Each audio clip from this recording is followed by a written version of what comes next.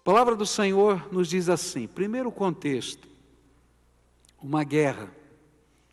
5 reis deixaram de pagar tributo a 4 reis, que durante vários anos, 12 anos consecutivos, eles pagavam tributo para eles, ou seja, tinham sido conquistados e tinham que ficar pagando uma mensalidade de impostos para eles. E esses 5 reis então romperam com isso. Passaram-se 2 anos entre o rompimento, então o 13º e o 14º ano, depois dessa conquista, e agora então chegaram os exércitos dessas 4 nações para cobrar o imposto, e destruir a cidade e levar os habitantes da cidade como escravos, e assim aconteceu. Eles ganharam a guerra, levaram todo mundo ali embora como prisioneiros, agora que estavam como escravos, e a partir do verso 13, nós vamos ler o que aconteceu. Mas um homem escapou e foi contar tudo a Abraão, o hebreu que morava perto das árvores sagradas que pertenciam a Manre, o amorreu. E Manre e os seus irmãos, Escol e Aner, eram aliados de Abraão. E quando Abraão ficou sabendo que o seu sobrinho tinha sido levado como prisioneiro, reuniu os seus homens treinados para a guerra, todos eles nascidos na sua casa, eram 318 ao todo, e Abraão foi com eles, perseguindo os 4 reis até a cidade de Dan. E ali Abraão dividiu os seus homens em 2 grupos, e atacou os inimigos de noite, e os derrotou.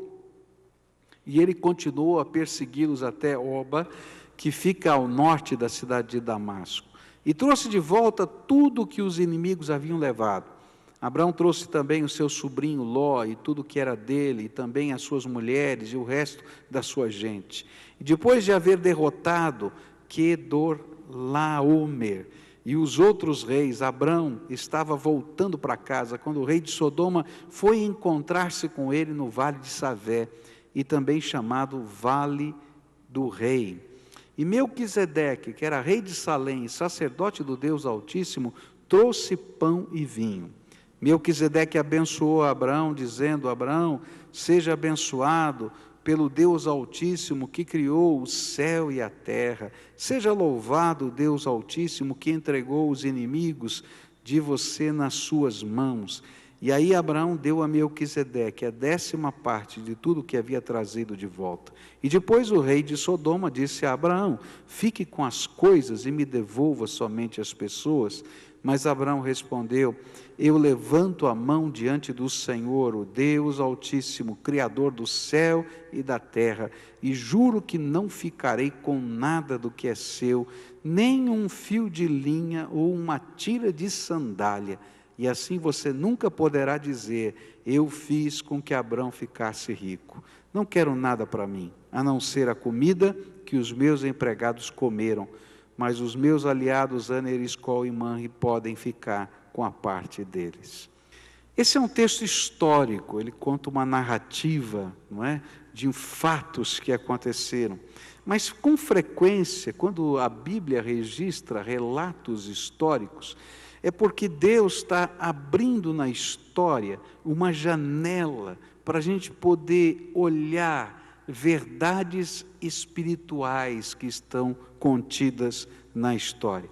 Por isso a gente começou a estudar esse texto, tentando olhar por essa janela que Deus abriu e perceber essas verdades espirituais. E nós estamos olhando esse texto na perspectiva de 3 personagens centrais dessa história. Existe um personagem chamado Ló, o sobrinho de Abraão, e nós olhamos a história na perspectiva de Ló. O que estava acontecendo com Ló? Por que estava acontecendo isso com Ló? O que Deus queria ensinar para Ló? Como é que Ló agiu? Depois, hoje, eu quero olhar na perspectiva de Abraão. O que essa janela da história nos ensina na perspectiva de Abraão? Eu creio que a grande lição que aprendemos na perspectiva de Abraão é que andar com Deus é viver em missão para o seu reino. Se você anda com Deus, se você é amigo de Deus, se você tem um pacto com o Senhor na tua vida, não tem jeito, você vai viver nessa terra em missão para o reino de Deus. Você não vive mais para você mesmo, você vive para o Senhor. Ele está em primeiro lugar na tua vida, senão não tem sentido. Ou Ele está em primeiro lugar e a vontade dEle está em primeiro lugar, ou você não vive na presença de Deus como servo de Deus. A nossa vida é que nós colocamos sobre o altar, nós não colocamos coisas sobre o altar. Alguns momentos muitos de vocês vieram trazer dízimos e ofertas. Queridos, a gente não veio trazer dinheiro. Se você veio só trazer o teu dinheiro, volta para casa com o dinheiro. Porque não é isso que a Bíblia ensina. O que a Bíblia está ensinando é que você vai colocar Ele em primeiro lugar. Então o que você está colocando aqui? Você está colocando a sua vida sobre o altar. Quando você se dobra para orar, você não está praticando um ato religioso, você está colocando a sua vida sobre o altar. Adorar a Deus, segundo Romanos capítulo 12, não é outra coisa a não ser de entender que o sacrifício que Deus espera é vivo, santo e agradável para Ele, é a minha vida. A minha vida colocada no altar, que se transforma num culto que tem entendimento e não apenas uma repetição de ritos. Por isso, o que esse texto vai me ensinar é que se eu vivo com Deus, como Abrão tentava viver com Deus, a minha vida está à disposição do serviço de Deus. E por isso, nesta perspectiva, eu posso ver alguns aspectos da missão que Deus vai utilizar na vida deste servo de Deus chamado Abraão. Como é que Abraão podia estar em constante missão para Deus? A primeira coisa que eu vou aprender aqui, ela está contida no contexto, ela não está exatamente nesse versículo, ou nesses versículos que nós lemos. Mas a gente vai poder perceber, especialmente pelo capítulo 18 do livro de Gênesis, que havia no coração de Abraão um sentimento de necessidade de orar pelo seu sobrinho. E Abraão entendia que era sua missão interceder pela vida de Ló. Se você ler o capítulo 18, Deus vai falar para Abraão: Abraão, olha, eu estou mandando os meus emissários e vou destruir a cidade de Sodoma. E aí ele começa a conversar com Deus. Senhor, está lá o sobrinho dele, né? Se tiverem 100 homens justos nessa cidade, ele é bom judeu, ele começa a barganhar com Deus. Se tiver 100, o Senhor vai destruir uma cidade inteira, tendo 100 homens justos lá. E diz, não, se tiver 100 homens justos, eu não vou destruir essa cidade. Aí ele diz, ixi, não tem 100 homens justos, porque Deus está mandando para destruir. E ele diz assim, Senhor, se tiver 40, 50 homens justos, já baixou para metade. Não, eu não vou destruir. E ele vai reduzindo, até que ele chega a 10. E ele não tem mais coragem. Eu fico pensando que Abraão ficou contando quantas pessoas tinham na casa do seu sobrinho e chegou no número 10, né? E disse assim, olha, pelo menos aquela família o Senhor salva.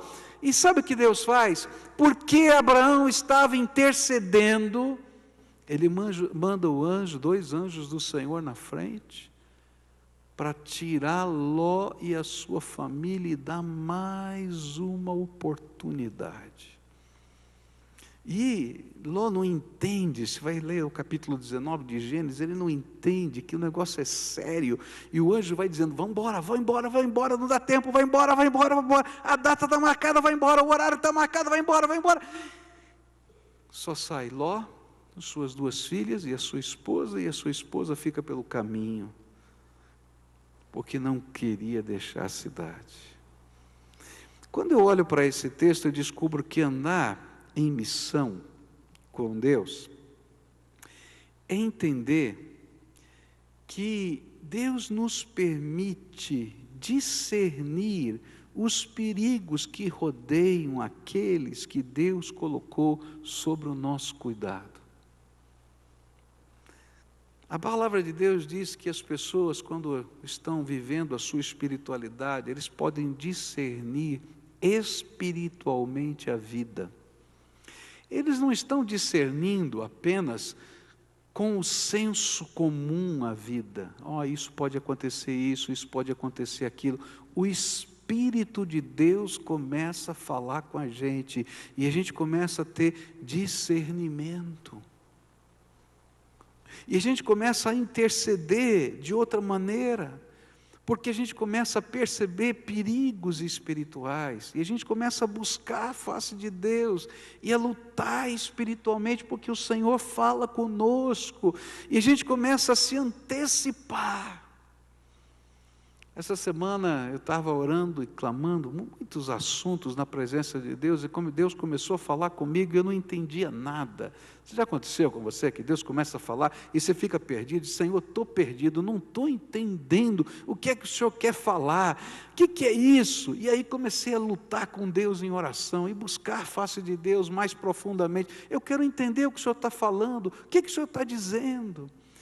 E queridos, a gente começa a discernir algumas coisas que estão acontecendo no nosso meio, na nossa sociedade, e a gente começa a chorar, porque o Espírito de Deus está dizendo: olha, dias difíceis vão vir, porque a impiedade e a iniquidade está crescendo nessa terra, e os dias difíceis estão chegando.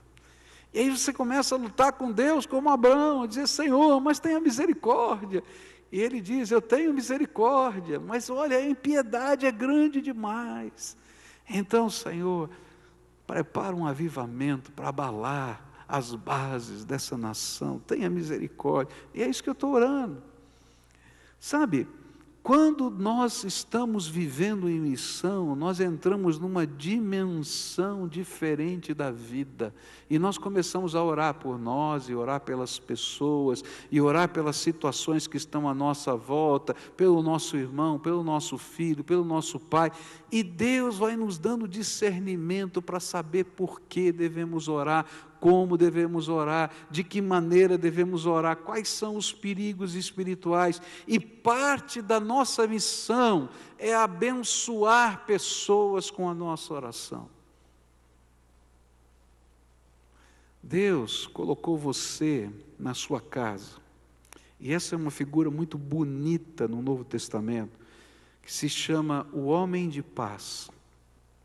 No Evangelho de Lucas, Jesus vai ensinar isso aos seus discípulos, que eles deveriam chegar numa cidade e procurar um homem de paz, e entrar dentro daquela casa, porque Deus ia abençoar aquela casa e aquela cidade, porque ali havia um homem de paz. Se você é um servo de Deus, eu quero dizer para você, Deus colocou no meio da sua família você como homem e mulher de paz. Deus colocou você como servo dele, lá no meio daquele condomínio, como homem de paz. Deus colocou você como empregado numa determinada empresa, como homem de paz. Você foi colocado por Deus lá, você está naquele lugar, e um dos seus papéis é discernir o que está acontecendo através da luz do Espírito de Deus e interceder. Agora, nós não gostamos muito desse trabalho, porque quando a gente começa a interceder pelas pessoas, dá trabalho. E olha só o que vai acontecer com Abraão. Ele está orando pelo seu sobrinho, e aí, de repente, está lá na casa dele, lá nas suas tendas, não é? E chega um fugitivo. Agora, para pensar. Que coisa tremenda de Deus, e que alguém poderia imaginar que era coincidência, mas não foi. Todo mundo foi preso, e a Bíblia diz que só um homem conseguiu fugir. Para pensar nisso. No texto diz isso, todo mundo foi preso, está sendo levado como escravo, e só um homem conseguiu fugir. Disse também que os outros reis tinham se escondido, 2 deles, eram 4, não é 5 reis, 3 deles estavam nas montanhas, com os seus exércitos, e 2 exércitos de 2 reis estavam sendo levados cativos como escravos. E foge um homem. Qual é a coisa mais natural que a gente pensa? vou subir para a montanha, falar com os outros soldados, dizer para eles que esses estão indo, sendo levados ali, para quem sabe eles rodearem a montanha e encontrarem ali na frente e continuar a batalha. Não é o normal? Fala a verdade, né?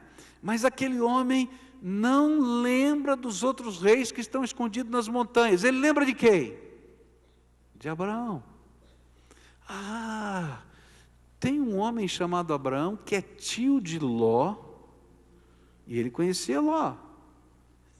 E ele mora numas tendas no meio do deserto. Ele sai do vale, da região montanhosa, do lugar que tem água, e vai e se embrenha no meio do deserto para achar as tendas de Abraão. E chega lá e encontra Abraão. Por que que tinha que encontrar Abraão? Porque Abraão era servo de Deus e ele estava em missão. E o segundo aspecto da missão é intervenção. Eu creio que Deus permitiu que aquele único homem fugisse com um propósito. Eu creio que, em resposta às orações de Abraão, este fugitivo não buscou ajuda em outro lugar, mas nas tendas de Abraão. E por isso, Abraão sabia que aquela hora, naquele instante, ele precisava intervir. Há tempo de orar, mas há tempo de agir. A gente está orando por pessoas e Deus prepara momentos especiais na vida dessas pessoas, para que naquele tempo, pelo poder da graça de Deus, nós possamos ter entrada para levar a paz do Senhor. Eu era garoto, comecei a falar do Evangelho na escola, e tinha um rapaz muito brincalhão, e naquele tempo, né, tinham as lousas, as pedras, né, que escrevia, e tinha uma bem na frente e uma do lado direito na minha classe, assim. E aquele rapaz chegava mais cedo, uma meia hora mais cedo, e ele tinha uma habilidade muito grande de desenhar, e ele criou uma história em quadrinhos, e todo dia ele usava as duas lousas com uma história em quadrinhos, né? E tinham dois personagens na história em quadrinhos, né? E ele fazia piada todo dia com os dois personagens. Era eu, que ele chamava de Padreco, né? E o meu amigo, que também era um crente que evangelizava, que ele chamava de Feijão. Então ele fazia uma caricatura, não é? Minha, e colocava lá o Padreco, e cada dia tinha uma história do Padreco e do Feijão nas duas lousas. Todo professor que chegava, olhava a historinha do dia, não é? Depois apagava a lousa, e às vezes ficava com dó de apagar a lousa lateral, então ficava aquilo o dia inteiro. E assim ia. E aquele rapaz me infernizava a vida. Você pode imaginar? Todo dia de aula. E era uma sensação, porque todos os colegas das outras classes vinham lá dar uma olhadinha na história do dia. E aí, antes de começar a aula, entrava um monte de gente e dava risada. E aí ficava o apelido, ô Padreco, ô Feijão e tal, aquela coisa toda. Bom, você nunca viveu isso na escola, né? Nunca teve dessas coisas, né? Bom, eu sei que eu orava por esse homem todo dia. Eu confesso que às vezes eu orava com raiva. Mas eu orava por ele todo dia. Todo dia, não tinha como não orar. Eu sabia que eu ia estar lá na lousa, né? Todo dia. E foi muito interessante um dia que ele pegou a cadeira dele, a aula estava rolando, ele botou do lado da minha cadeira, não estava nem aí para o professor que estava falando, e falou: hoje eu preciso conversar com você. E começou a abrir o coração e chorar, e aquele foi o dia da intervenção, que eu tive que apresentar a graça de Deus para aquele rapaz. Daquele dia em diante, essas historinhas acabaram. Há tempo de orar, mas há tempos especiais de Deus na nossa vida em que Deus abre portas, janelas, para a gente entrar e ser bênção na vida das pessoas pelas quais nós estamos orando. E nós não podemos perder a oportunidade que Deus nos dá para intervir. Agora, por que às vezes a gente não gosta desse tempo de oportunidade? Porque, queridos, muitas vezes esse tempo de oportunidade vai mexer com toda a nossa vida, vai bagunçar o nosso esquema. Olha só o que está acontecendo com Abraão. Ele entende que o seu sobrinho está preso e que toda a sua família está presa e que 2 cidades estão presas, e não importa agora se ele concordava com a ideologia daquelas cidades ou não, aquilo não era justo, ele sabia que era oportunidade de Deus, que não era por acaso que aquele homem chegou naquela tenda, e então de uma maneira arriscada, ele olha para os seus empregados, 318 empregados, que moravam nas tendas do deserto, era quase uma tribo que estava ali, e ele diz: olha, eu vou buscar o meu sobrinho, vocês vêm comigo? E os 318 disseram: nós vamos. Agora, pensa na loucura que é isso, só pela fé um homem faz isso. 4 exércitos de 4 nações aliadas, venceram 5 exércitos de 5 nações aliadas, e levavam cativo os exércitos e todo o povo de 2 cidades, inclusive os reis, como escravos. E lá está um beduíno do deserto, com 318 homens, dizendo: eu vou salvar o meu sobrinho. É coisa de doido. É coisa de doido, para pensar, é coisa de doido.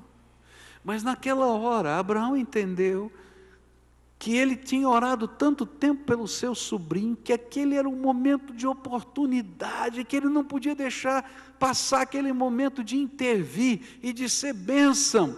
E ele vai, e não vai no seu nome, mas ele vai na certeza de que o Deus a quem ele estava orando iria fazer diferença. Toda vez que Deus o convocar para fazer algo, esse algo sempre será maior do que humanamente é possível, para que o mundo saiba que Ele que é o Senhor, é quem está fazendo isto. Não foi Abraão que venceu essa batalha com 318 soldados. Foi o Deus de Abraão que lhe deu a vitória. Foi o Deus de Abraão a quem ele orava pelo seu sobrinho, que lhe permitiu trazer o seu sobrinho de volta para casa. Foi o Deus para quem ele buscava, que fez maravilhas naquele tempo. Quando você estiver intercedendo por alguém, Deus vai abrir na janela da história uma porta. Deus vai abrir na janela da história um caminho. Deus vai abrir na janela da história, naquele momento da história, uma oportunidade para você intervir e fazer diferença. Agora, quando isso acontecer, vai ser um desafio muito grande, maior do que você, porque se fosse do seu tamanho, aquela pessoa nunca entenderia que Deus está entrando com você nessa batalha. Mas quando você entrar em nome do Senhor Jesus, além das suas forças, além do que humanamente é possível, correndo riscos, porque Abraão correu risco e seu povo também, você vai em nome do Senhor e coisas tremendas do Senhor vão acontecer, porque você está indo em nome do Senhor. Então, se você está em missão, esteja preparado para interceder. Mas se você estiver orando por alguém, se prepare, porque Deus vai mexer nas coisas. E Ele vai convocar você para as batalhas da fé. E essas batalhas da fé vão abençoar aquela vida, mas vão representar o seu desprendimento e o seu investimento naquela vida. Os milagres de Deus vão começar a marcar a vida de pessoas e vão começar a acontecer na medida em que nós dermos os primeiros passos da marcha da fé. E aí, Abraão se levanta para essa batalha, e os seus vizinhos dizem: Abraão, o que está acontecendo? O meu sobrinho está preso, eu vou lá buscá-lo. E eles olharam: quantos tem aí? 318. Eu vou junto com você. Eu não sei quantos foram. Não deve ser muita gente, porque eram acampamentos no deserto. Mas eles estavam agora juntos, e Deus estava dizendo para Abraão: Abraão, você não está sozinho. Essa guerra não era deles, é sua, mas eu estou colocando gente, eu estou sinalizando para você que eu estou nesse negócio. E é assim que Deus trabalha, Ele começa a abrir portas. A gente não entende muito bem, a gente não sabe qual é o próximo passo, mas a gente vai em nome do Senhor. E se Deus é por nós, quem será contra nós? Isso é fé.